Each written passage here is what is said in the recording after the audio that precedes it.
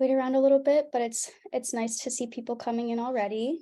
And thank you for joining us for the virtual Pride Tour.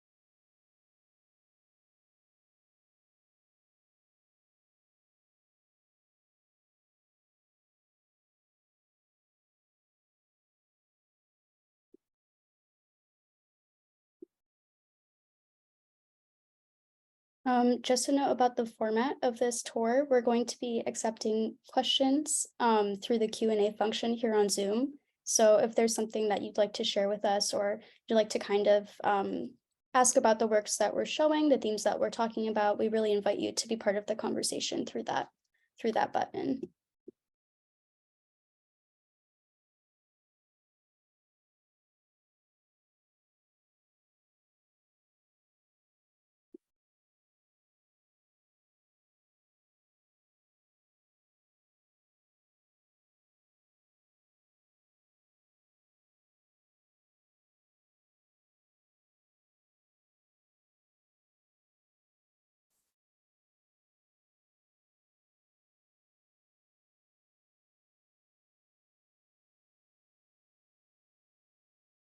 Okay, I'm just going to give it a few more minutes for people to join us. And then I'll do some introductions for myself and my lovely co-host.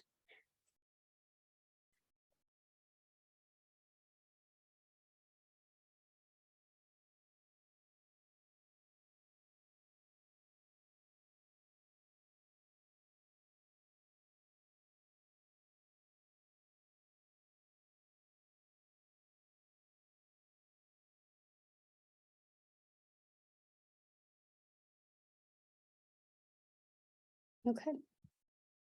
How are you feeling, Julián? Do you think we should start? Let's do it. Okay. So hello, everyone, and welcome to our virtual Pride Tour here at the Rose Art Museum. It's titled Queer Bodies, Queer Souls. And this is really a celebration for Pride Month that we're really actually delighted to be able to do in partnership with the Gender and Sexuality Center here at Brandeis. So my co-host today, who's joining us in the really lovely orange print shirt, is Julián Cancino, who's director of the GSC here at Brandeis. Julián, you can feel free to say something so people can hear your voice. Well, thank you so much for having me. What a treat to spend time together looking at beautiful pictures. Just delighted to be here. Yeah. And what's really fantastic about this virtual program is that we'll have the opportunity to talk about works that aren't currently on view here in the museum. So I think with that, I will just say a little bit about kind of the content of the tour. Both Julián and I have prepared a series of works for you that dive into several different themes relevant to queer life. So some of that might be self-fashioning, self-ownership, queer relationships and domesticity, and then also this element of anonymity or ambiguity related to exposure and outness and self-identification. So you'll also probably notice another thread running throughout all of the works. That's kind of a little salute to the fact that Pride Month takes place in June, which is, at least here in Boston, a very welcome, warm season. And I'll also say happy solstice to anyone who was celebrating yesterday. And with that, I'm just going to take a moment to read the Rose's land statement. And I appreciate your attention as we do so.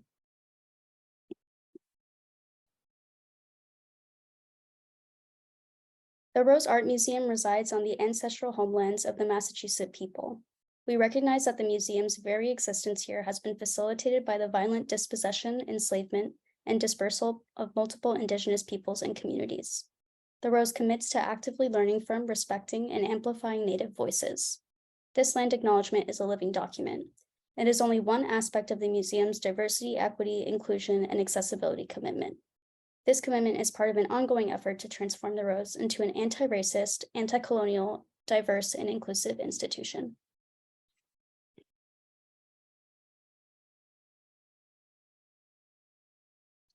Thank you.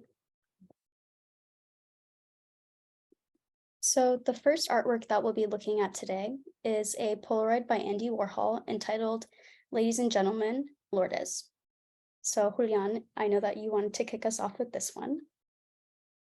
Yes, I think it's the perfect piece to start with. It's called Ladies and Gentlemen. It's showtime. I love this Polaroid for several reasons. And the first one is actually how it was made. Andy Warhol is famous for his Polaroid pictures. This is not the Andy Warhol Polaroid. I should clarify, but he's famous for his Polaroid pictures, which documented both the glamour and the profane, his friends, movie stars, unknown folks.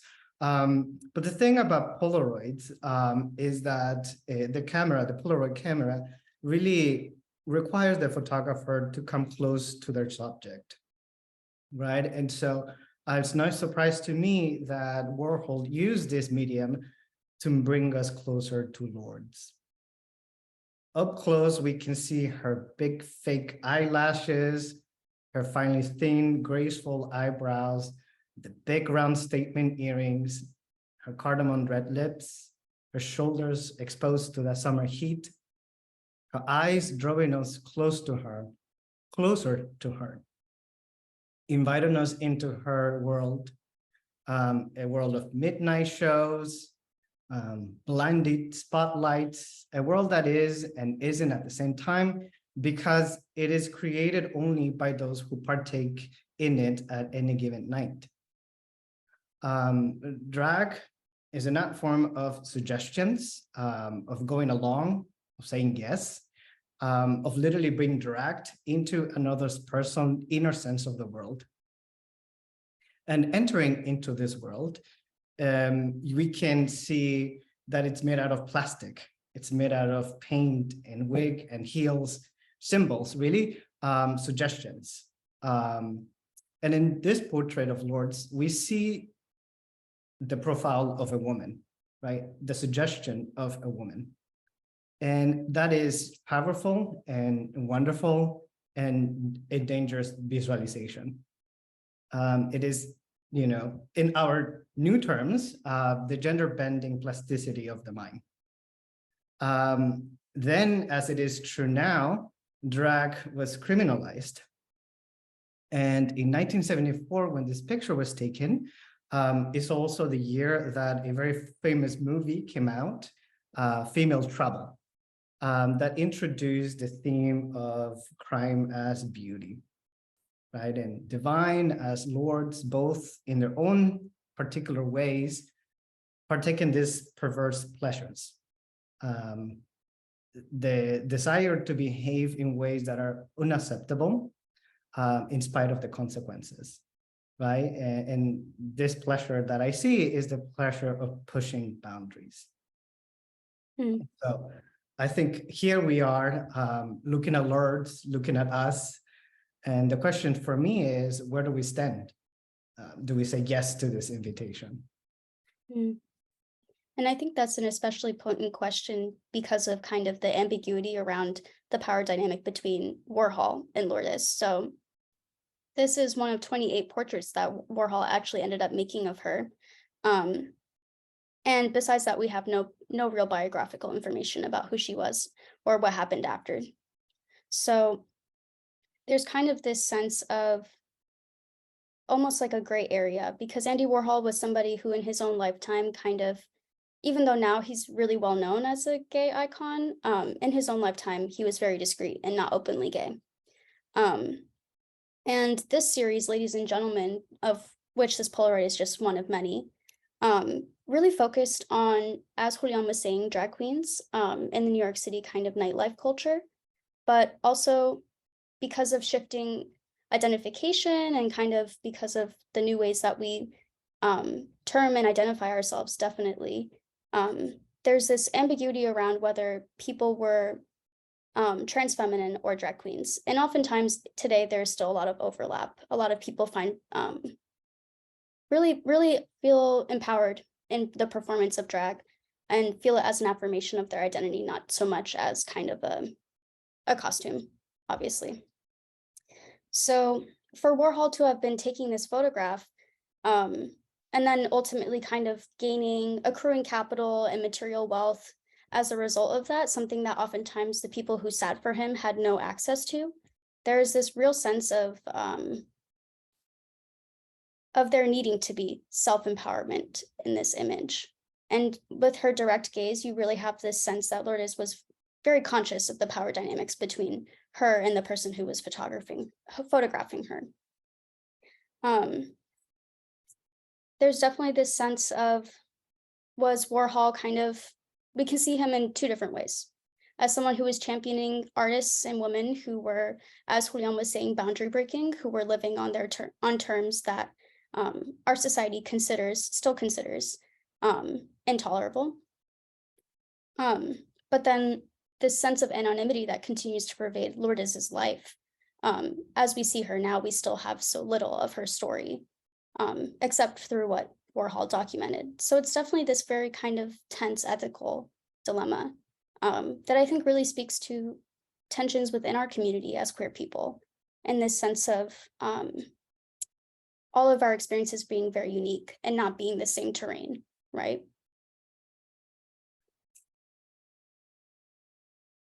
Okay, we'll move on to the next artwork. And this is an artwork by an artist named Martín Gutiérrez, and it is titled Body and Thrall. It's actually from an art book that Gutierrez made entitled Indigenous Woman. And Indigenous Woman was a publication that was modeled after Warhol's own Interview magazine, as well as high fashion periodicals like Vogue. So when we're thinking about image making, who has the right to ownership over their own image? Who gets to kind of determine how they're received? Gutierrez is somebody who has completely assumed that control. And Indigenous Woman, she not only is the model, as you see her here, this is a self-portrait. She is the model, she is the person organizing the set, she is the editor. She cheekily kind of has an interview between herself and herself within the actual art book. So it's very much a total control. And here we actually see her embracing a mannequin, which is a recurring motif within her work. She uses mannequins to kind of blur the line between nature, plastic, real, fake, these categories that are really relevant to her own experience as a trans woman. So I would actually love to read Gutierrez's own words about this. She calls attention to the way in which indigenous is used as a synonym of the natural and innate. To her, it signifies a real, authentic, native-born woman. There was a time, she says, when I believed there was no such title for me to claim. I was driven to question how identity is formed, expressed, valued, and weighed as a woman, as a trans woman, as a Latinx woman, as a woman of indigenous descent, as a femme artist and maker. It is nearly impossible to arrive at any finite answers. But for me, this process of exploration is exquisitely life-affirming. So I felt like that was a really beautiful and honestly a very common sentiment that she was expressing, and that she's expressing here through her artwork, where she's embodying this very sensual, very kind of like magazine ad pose. And she's doing something really interesting where, one, she's using a mannequin, which as most people might know, at least if you've worked in like a department store or something or seen a mannequin up there, mannequins don't have genitals. So she's calling attention to kind of this sense of scrutiny that a lot of queer and trans people have over their bodies. And here, both of them are obscured, even though we're inferring that they're both nude, right? So there's kind of this interesting dynamic happening.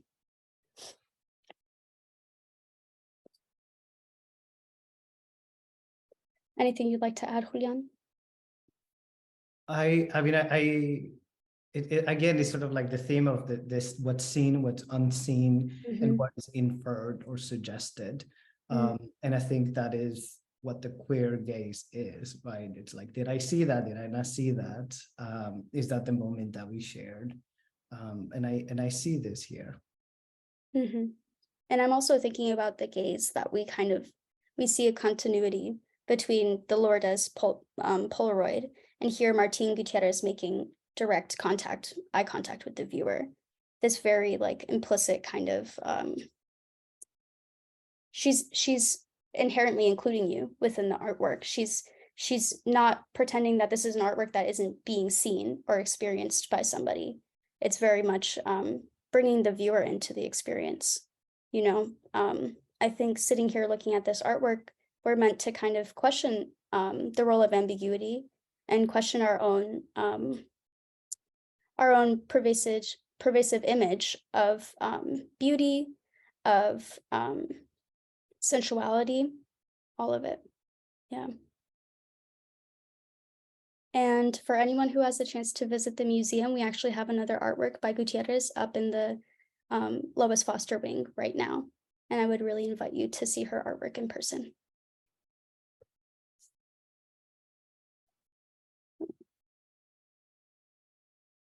This is one of my favorite pieces in the series. And no surprise, it's like there's a lot here. And I feel like as I was spending time with it, I kept finding more things. And so for me, it's like, the first question that I asked myself is like, what's going on here? And then I just started describing what I was seeing, and I see frames. I see frames broken into the wooden fragments. I see legs, like as if a person or a man perhaps were laying down leisurely. I see dice in the foreground, and immediately I'm thinking gambling and poker to be exact. To the far right, I see an arched hood of a Greek gladiator statue, and his sandal tightly fastened in a bow. It's a really nice balance between sort of like this massive muscular figure and this nice graceful bow. And then I looked at the title, right? Swimmers. And to me, it appears to be that this is the memory of an encounter.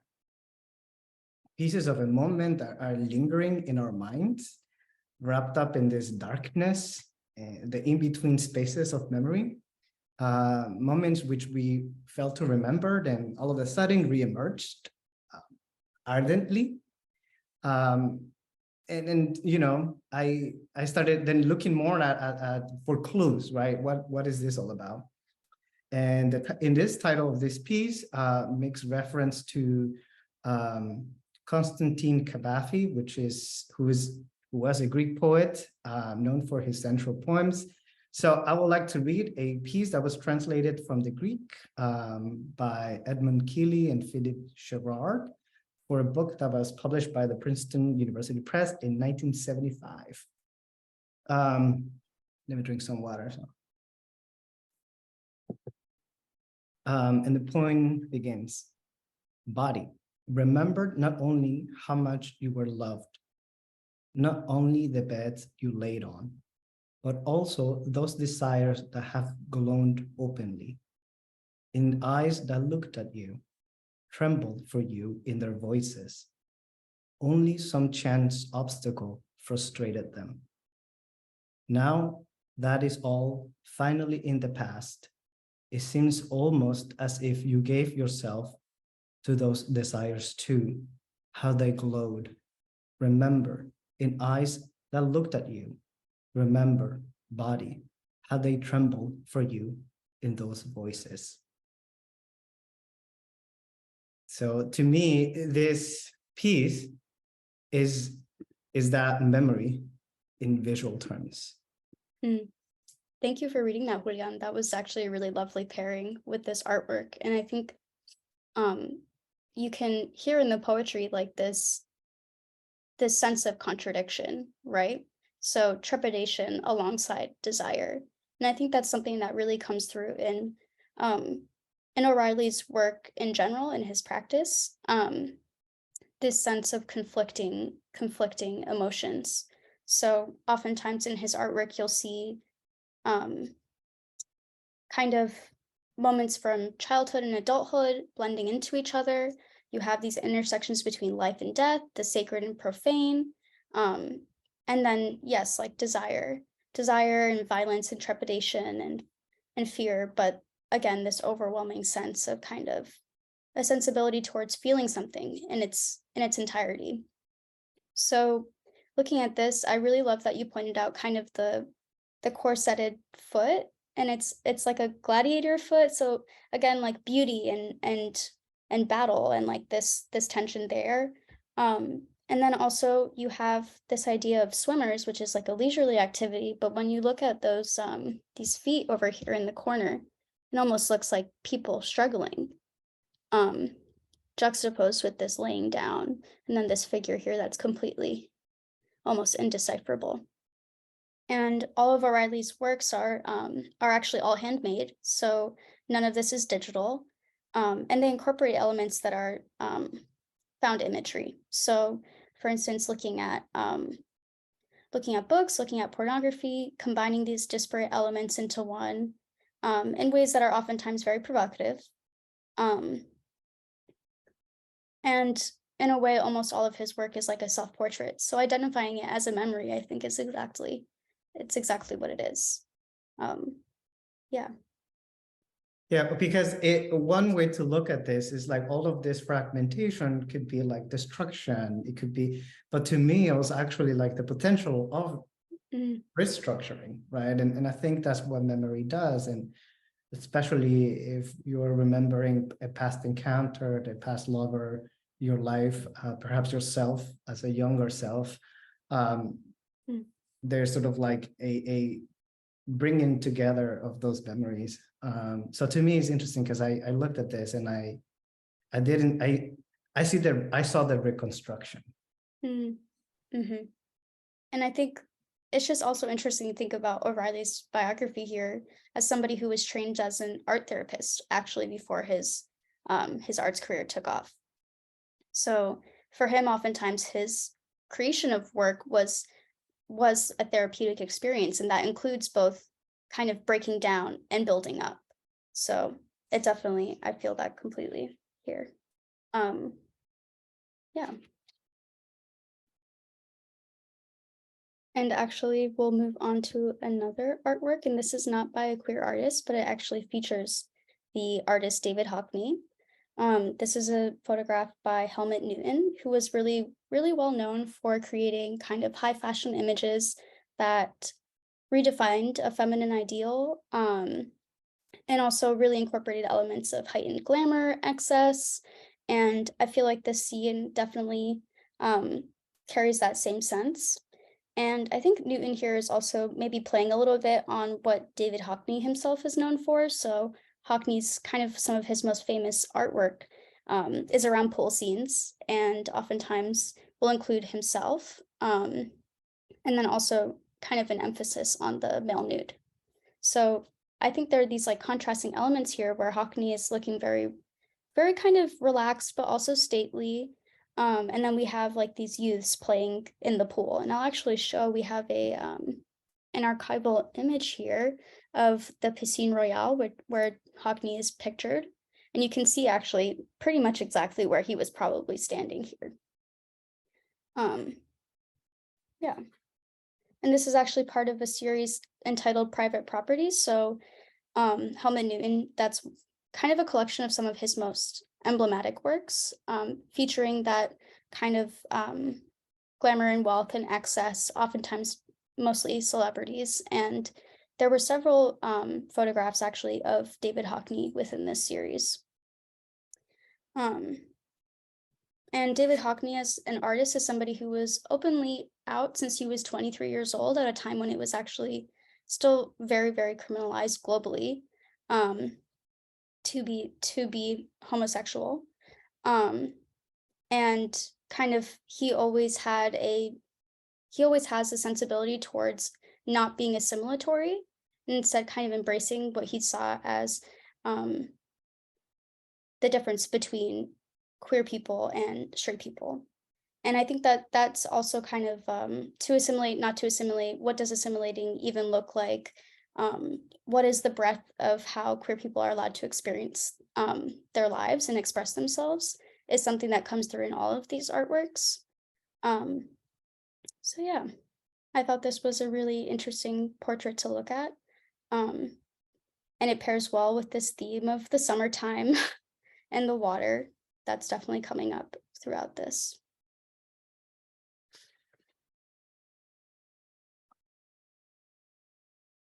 Oh, and another note, just because this comes really in a really lovely way after the John O'Reilly, David Hockney was also a huge fan of Constantine Cavafy.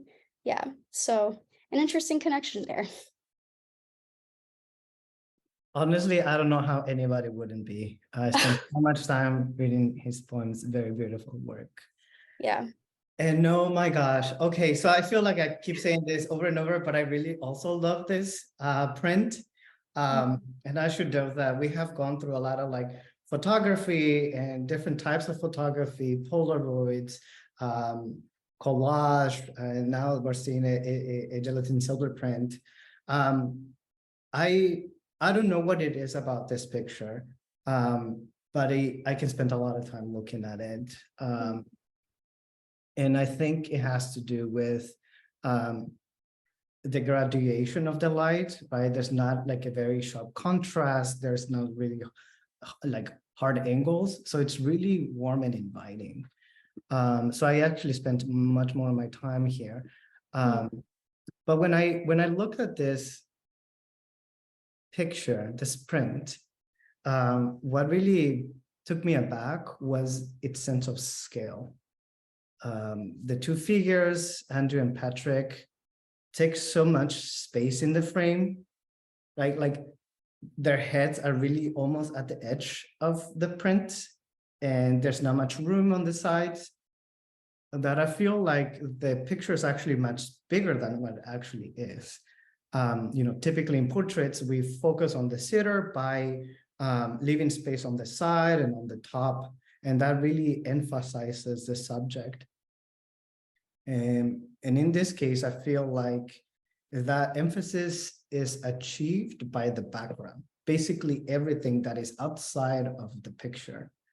So we're here, we have Andrew and Patrick that are emphasized or enclosed by their surroundings. The beach umbrellas in the back, the expansive summer sky, the hot sand along the Fire Island National Seashore. So the background to me is as important as these two figures, because it situates them in a specific time and place, the AIDS pandemic. Right, just a year earlier, the AIDS Coalition to Unleash Power, also known as ACT UP, was created at the New York City LGBTQ Center in 1988 when this print was made. 48,134 people died of AIDS. And according to a statement by the US National Institute of Child Health and Human Development, AIDS was expected to become the 5th leading cause of death of children ages 1 to 24. Right? So this is the background, the context in which we see these two men. So here we are with an emphasis of Andrew and Patrick. And what I see are two men embracing in public. Right? I see companionship that has extended over a lifetime. I see connection. But I also see the photographer. I see Sage. And maybe this is because I like photography, right? And so I imagine myself in Sage's position, really just like adjusting the aperture, adjusting the shutter speed, adjusting the focus. And what this is doing is really spending time getting closer to Andrew and Patrick, right? I see the photographer really slowing down time, right?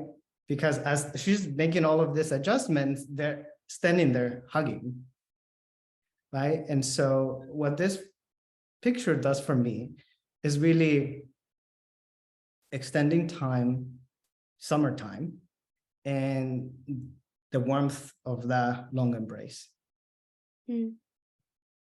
Yeah, when I look at this artwork, my eyes are always definitely drawn to that hand that's kind of playfully underneath the buttons, you know.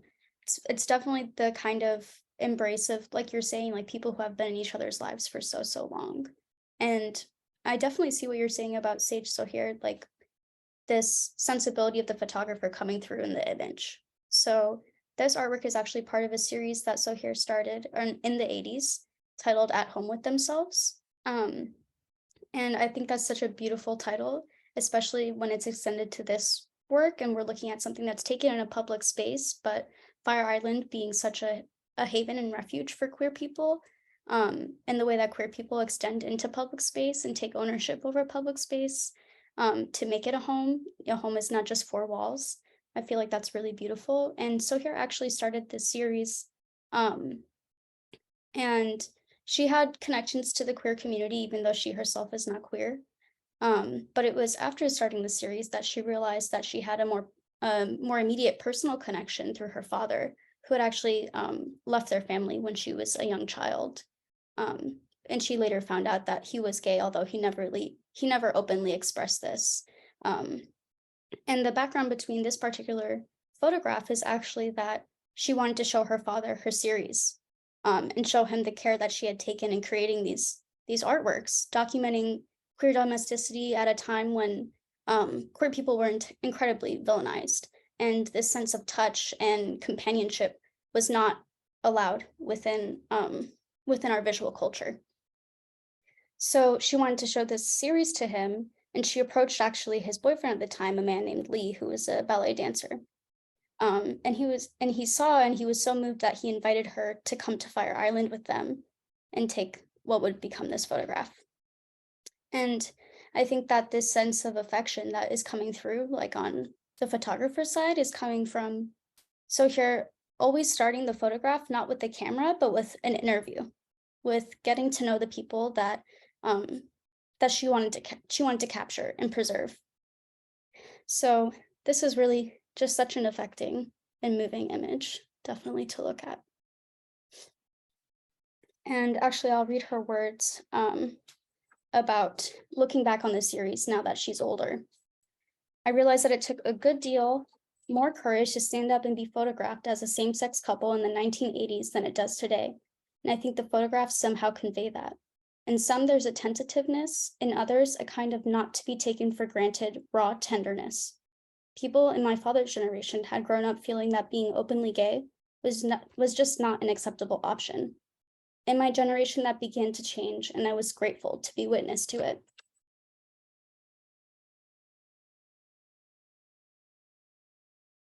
Okay, we're going to be moving on to our last artwork. I'll just switch to this slide. And this is a departure a little bit from what we've been showing you all so far, right? A lot of portraiture, a lot of figurative representation. And instead here we have an artwork by a non-binary British artist named Daisy Paris, titled After Storm, that is really abstract. And this is also a recent acquisition, I should say. And I don't know if you can make it out, but in these three corners, there is the same phrase in these squares of text. It says, "A storm the night you went, a storm ever since," which I think is also interesting because we've talked about poetry in this tour and we've read some poetry, and to me this very much feels like a line of verse, you know? A storm the night you went, a storm ever since. Oftentimes for Paris, their work this is a very large scale canvas, one of the largest works that they have made to date. And the work has a really kind of frenetic energy to it. It almost feels like frenzied. very emotional, very almost subconscious, very immediate. And I feel like that's something that Paris does throughout their practice. And here you really get this sense that that there's a bittersweetness to it. It's almost like this testament to a love that ended.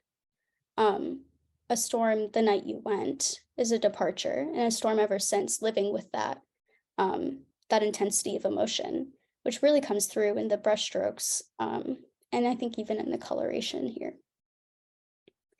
And I think our idea to include this within this tour was to also be attentive to, we've shown you queer bodies, and we've given you kind of that depth of that emotional inner space, the internality. But something that's I always want to be attentive to is the soul, that kind of very fragile human element that we all have. In a time when there's so much scrutiny around bodies and visibility, thinking about that which is in us that might be hidden, but that we can share with others. I think that's something that's very much like a queer experience of choosing to share and choosing to let people in. And yeah, so I feel like a sense of bittersweetness to this image. What do you think, Julián? Well, I think that, it's interesting because the agony comes through, right, in sort of the brush strokes, but the color palette is very uplifting. Right? We have pinks and we have bright yellows and white, right? And so it's interesting, and it does give me hope, right? Or rather that this storm or the sense of loss comes out of a sense of loss of something that was great, right? And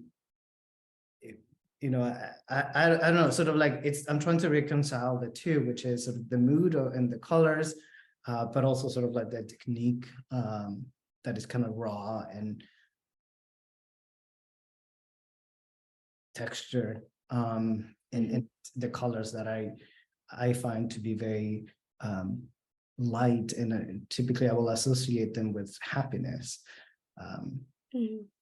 right? So it's sort of like always this, I think when we talk about sense of loss or the sense of emptiness that comes after the loss, to me, there's always that sense of longing as well.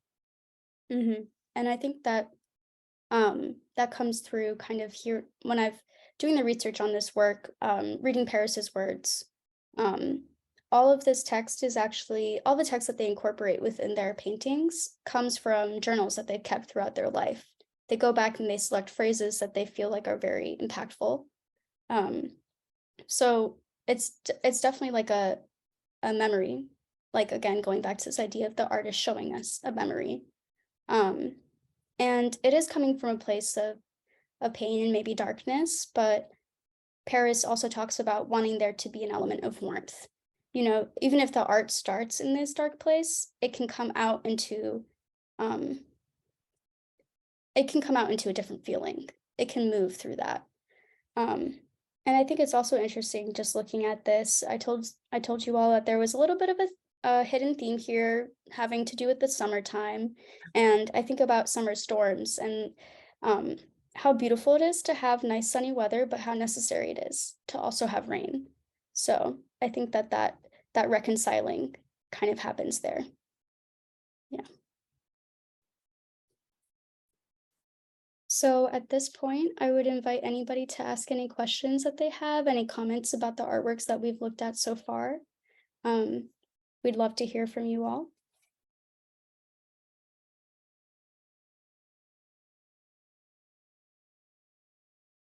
And I will also just say that the Rose currently has we have several exhibitions up right now, one of them being our 60th anniversary exhibition. And then we also have a really lovely exhibition that will close at the beginning of July. And it is by an artist named Lyle Ashton Harris, titled Our First and Last Love. And I think that just so that you all have a little bit more flexibility, we're going to open up the chat.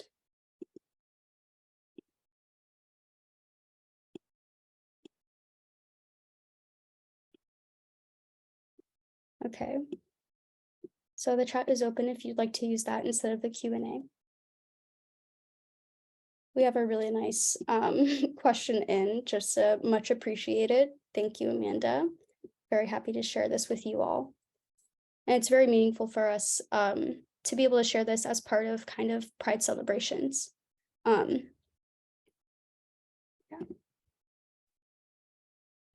I mean, I think one of the things that I enjoy about having a good old Pride tour is being able to talk about these things, the queer gays, the drag queens, AIDS, right? Pushing boundaries, loves, representation, and go a little deeper, right? And trying to sort of not be too performative about it or educational about it, but rather talk about the things that are so close to our lives. And so, you know, I think that that is the power of art, that it gives us a medium through which we can find connection with others.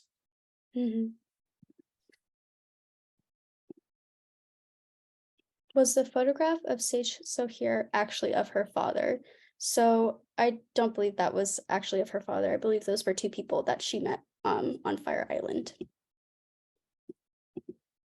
Since her father wasn't he wasn't out in his lifetime, and he wasn't out afterwards. Oh, okay. What was the response to Sage Sohir's photos at the time? Were they exhibited?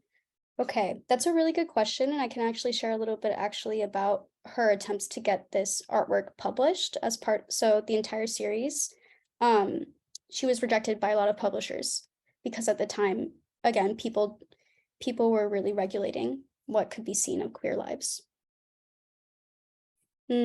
Okay, so this is not a question, but thinking about journaling and queer interiority and talking to oneself, which is perfect. I mean, that's spot on. That's what the Daisy Paris makes me think of. Okay. And then a question about the ways that queer art makes it into the museum's collection, both today and historically, intentional acquisition, donors, things that you curate as queer after already owning it, etc. Okay, so how queer art comes into the collection here at the Rose. We've had queer art pretty much from the start of the collection. And I think it's just about the framing, the curatorial framing. So as the institution has grown, different curators bring a different lens to the artworks that are within the museum and that are put on display. And also some of this has to do with just knowledge that we have of artists. It grows over time. So artists who are not out during their lifetime, scholarship reveals aspects of their life that were previously hidden. So that's a big part of it. And then I would say that the curatorial mission here at the Rose, the collecting mission, is very much geared towards providing a larger narrative. And queer art is a huge part of that. Whether or not the artist, and this is, you know, this is a question that queer artists, or a struggle that queer artists bring up a lot, as many other people who kind of have these political identities struggle with this sense of, how do I make art for myself without being constrained what other people expect of me? So I think that queer artists, some might resist the label in order to give their art an opportunity to be on its own terms, and some might embrace the label to add that dimension. So I think that there's a lot of different kind of framings involved here. I would just add, even though I have zero role in what the Rose acquires, because I have been, you know, a part of many discussions where quote unquote queer artists, right, are confined to queer work or just June, when really I think that many queer artists see themselves as artists and the artwork having universal themes. And so I think that that is the limiting factor, that if we interpret their work always as sort of like a one-dimensional work, we're really missing out on what the questions and the messages that are the conversations that they're inviting. And also at the same time, right, is I think your question is about what are sort of the experiences and the voices that are being cataloged and preserved for future generations. And so I think it's about are we in tune with the conversations that are happening today, right? And sort of how do we embrace the things that we don't know yet? So I mean, curators have a very difficult job, right? In trying to figure those things out. I've only been part of conversations in this way after pieces have been acquired in terms of the cataloging, right? And which is, I think, important and difficult. How do we preserve this? What is the tag that we're attaching to this artist or to this work? And I think both are important and also very difficult. On the one hand, we do need to start thinking of, because this, if we start cataloging people by their identities, then we'd see what are the, very clearly, the voices that are missing, right? And so I think it's like you're saying, Yasmine, it's a pro and con, but I think these are different situations. I think artists will appreciate us understanding the universal themes, and the work of curators and conservationists and everybody doing the back work, that's work of advocacy. And so I do think it's possible to have both.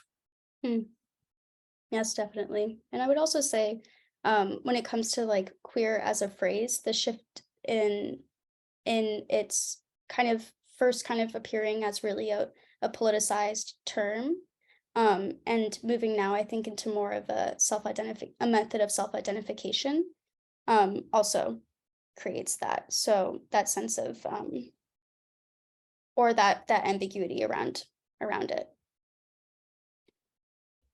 I will also say that the Rose collects a lot of emerging artists. So that's the way that I believe that the Daisy Paris entered the collection, and our collection has been growing to have more queer artists. But as I mentioned before, since the 60s, we've had queer artists within the collection. So another comment in from the Q&A, I loved Julián's description of queer art as one of suggestion, especially since today's selection included very concrete media, photographs for instance, and then the more abstract or fragmented forms like O'Reilly in Paris. I wonder what you would have to say about that. Suggestion and ambiguity and all of that. Yeah.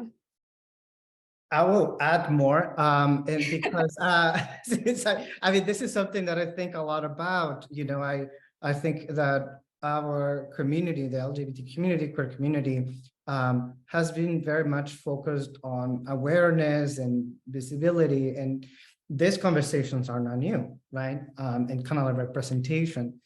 And I think that the difference between representing something and suggesting something is that flexibility, which I think is what queer means, right? Being able to pull in different directions at different times.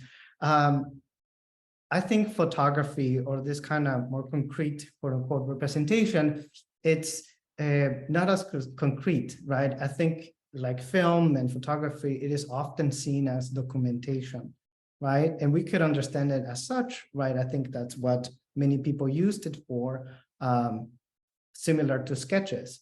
But we will think that just like a painting or a drawing, a picture or a photograph is a representation or a suggestion of what the actual object is, right? So in my mind, photography is not concrete at all.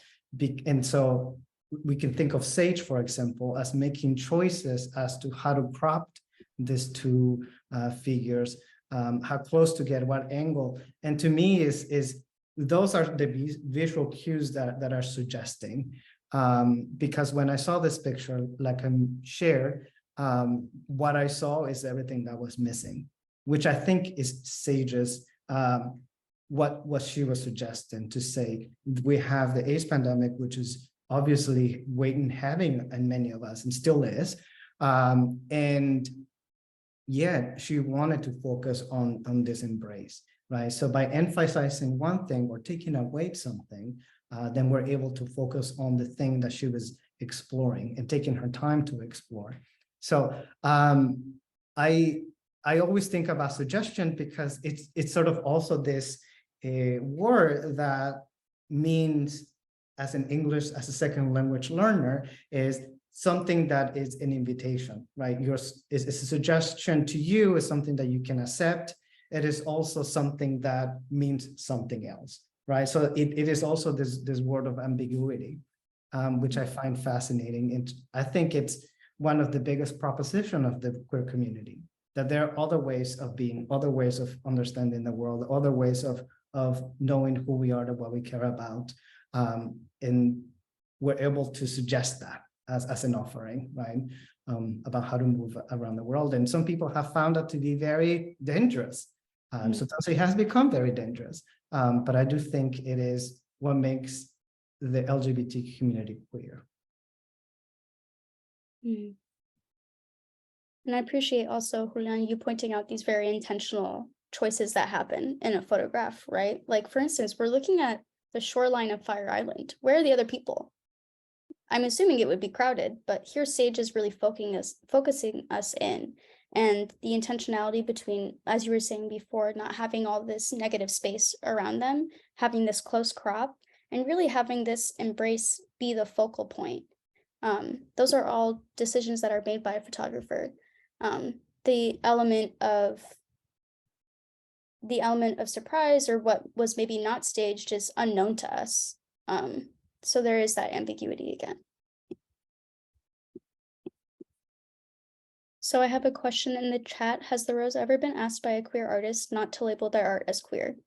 Not to my knowledge, but I've been at the Rose for almost 3 years now, and the institution is much older than that. And I know that we have artists in the collection whose identities have changed over time. So I think it would depend. I don't know about the Rose, but I do know about conversations with artists that might have differed from the curators or program person's title or suggested description, right? And I think it's always sort of like the battle between education and just letting people come up with their own interpretations. But I do think that is the beauty of working with artists, right? And working in sort of the creative fields, that things are conversations. So I think that maybe, yes, some of these conversations have happened maybe in the other direction. Instead of non-binary, it has become queer. And so I do think that we might not see it in terms of like individual artists, but I think artists do have a lot of say in how they want museums to talk about their work. And I think that's also a very beautiful part about being a contemporary art and modern art museum, is working often with living artists and relying on the artist's word, which is also a big part of the curatorial work here at the Rose. So we rely on the way that artists self-identify themselves, not to impose upon them what we might think.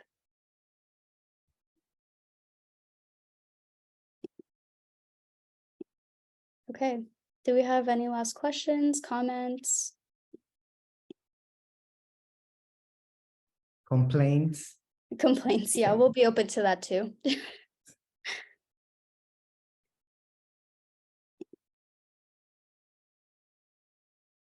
Oh, okay, so we have a comment from a future Brandeis parent. Congratulations. Your child will be joining our community this fall as a new student, and I hope that they visit the Rose. And I hope they visit the Gender and Sexuality Center. Welcome. Yeah, welcome.